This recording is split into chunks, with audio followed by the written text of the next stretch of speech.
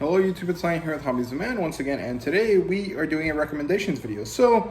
I don't really do these very often, but I do want to try to do them more because, at this point, after 2 years of doing manga, content, I have, learned quite a bit, and I have read quite a bit of different series. So I am looking forward to doing this. So let's say that you've been, really into the recent manga adaptation of My Dress-Up Darling, and that you're looking for other things that are similar to it. I have 3 different recommendations that might fit your tastes. They might not. It really depends on what exactly you like about My Dress-Up Darling, but I'll try to refer to what aspect of this series the other recommendations that I have, kind of correlate to, right? So, if you haven't watched this, My Dress-Up Darling is a kind of rom-com, ecchi type series, which kind of has this interesting romantic development between 2 characters, of course, but it has it through the lens of this hobby, right? So, Gojo is the male character. He happens to have a hobby which is kind of weird. He likes making Hina dolls, which are these traditional Japanese dolls. He likes it because his grandfather does it, and he basically has no friends because when he was a little kid, one of the female friends that he had said that he was weird for liking that, and then he basically became kind of antisocial due to the trauma of that event. Then enters Maureen, this character right here, who is the main female character. She's also a gal or a gairu, and she happens to want to cosplay this very ecchi character. And she and Gojo meet at the school's home ec room or something like that, where they have a bunch of knitting implements, and she notices that he's good at it, and she recruits him to be her cosplay maker, right? And what happens is that through this interaction between the two, through this hobby, they start to develop feelings for each other. And that's basically what the premise of this story is. So today I'm going to try to give you 3, maybe more if I can think of more by the end of the video, recommendations that have to do with some aspect of this series. So all 3 of the ones that I have planned out all feature gal characters or gal-like characters. So it's going to be a girl with blonde hair. It's going to be a girl that's pretty attractive and kind of not the traditional like girl next door type of character that's really common in a lot of rom-com type characters. And she's also going to be kind of different from normal people, and that difference is what actually ends up being part of the reason the male character kind of likes them, right? So those are the 3 of the recommendations, or all 3 of the recommendations that I have feature a gal character, and they all, 2 of them have a sort of hobby that kind of correlates to the characters. I guess that's not really true, but it's kind of, there's more to it than just like a rom-com between 2 people, right? So let's get into it. The first one that I want to recommend is actually a digital-only title that you can read for free on Manga Plus, and that is Hokkaido Gals Are So Adorable.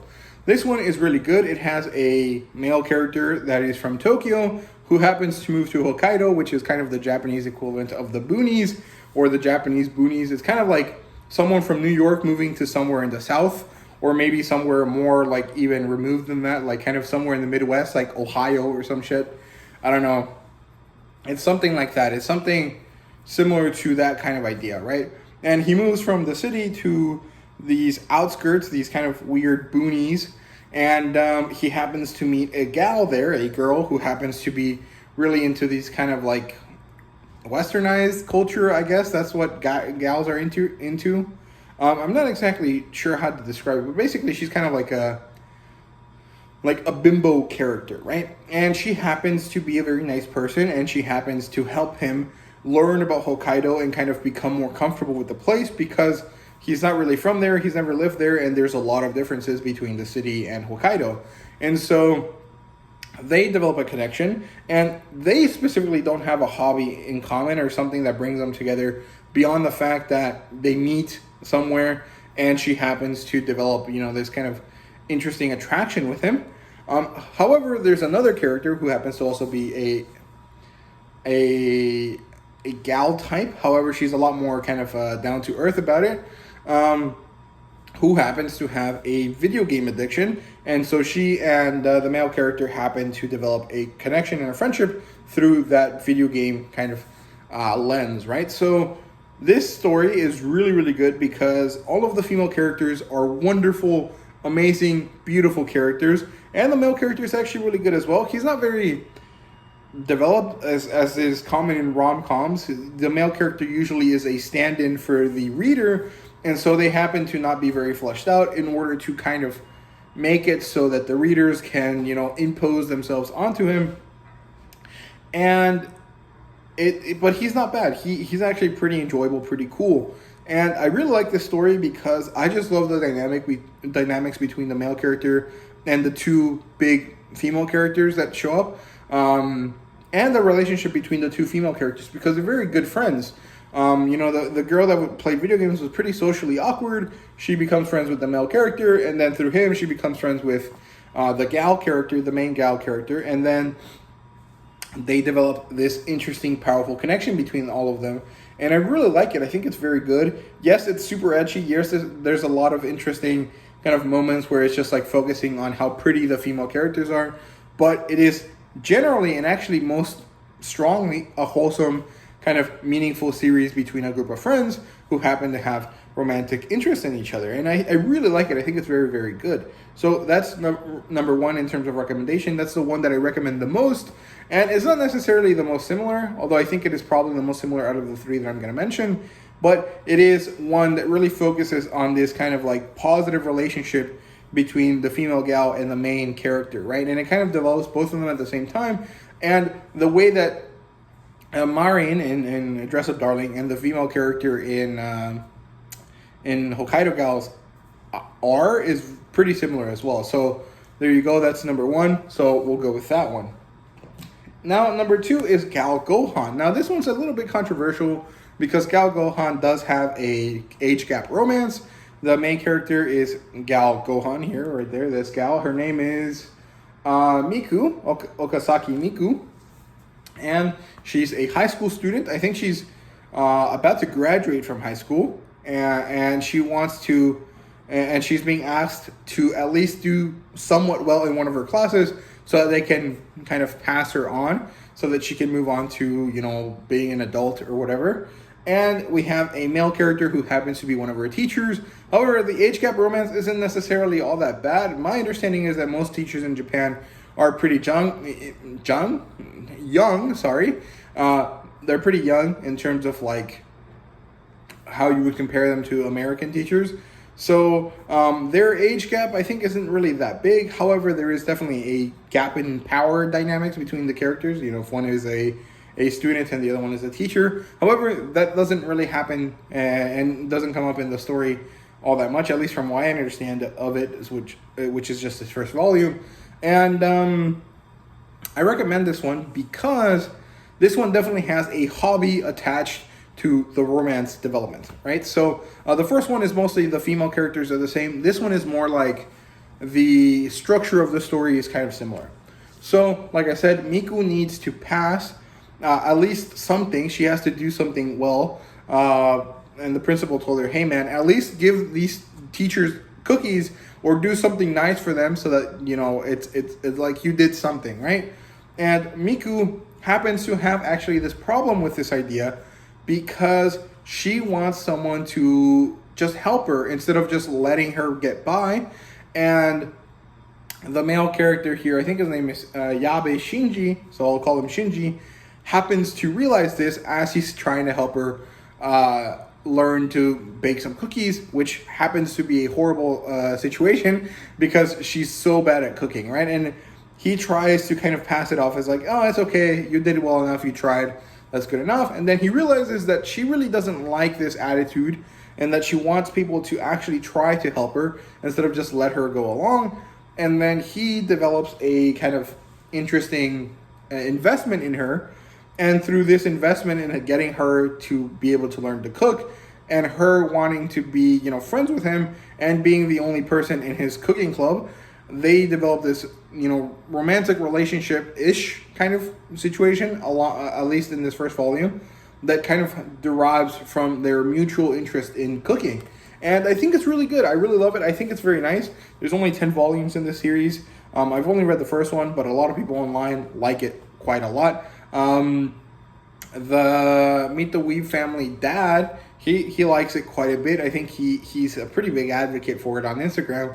But it is good. I like it. It has a very beautiful gal character. It has a pretty neutral male character. And the relationship that they develop is pretty cute. And it's pretty interesting that they do develop it through this essential hobby that they have between each other, which is cooking. And I like that quite a bit. So that's recommendation number 2. Now, the last recommendation here is FURI-SAN is Scary. Or the full title is No Matter What You Say, FURI-SAN is Scary.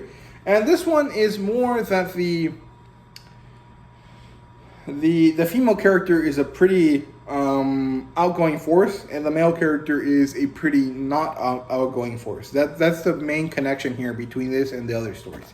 The same way that Gojo is a pretty neutral character, and he really doesn't interact all that much with many people. In this case, it's kind of similar here.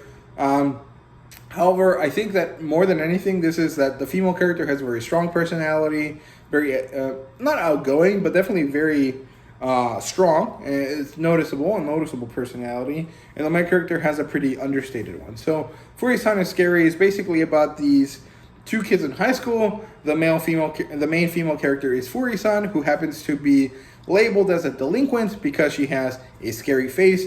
And she kind of doesn't really follow the school code in terms of how she dresses, and a few other reasons that kind of are never really fully explained, but that you kind of understand are like just misconceptions and stuff like that.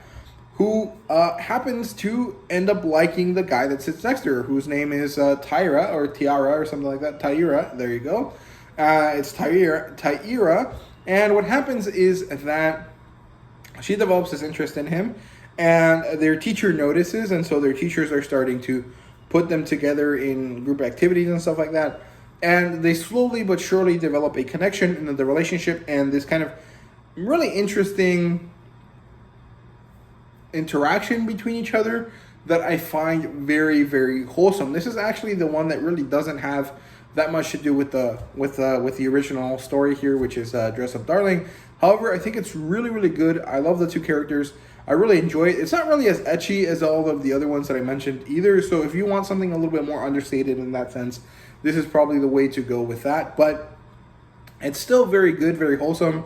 And it definitely has that very strong personality based female character versus a more weaker personality based male character. So overall, very good stuff there. I really like FURI-SAN. And I think out of the 3 that I mentioned, this one would probably be number 2. Like number 3 is GOHAN. This one's number 2, and then at the top is Hokkaido Gals.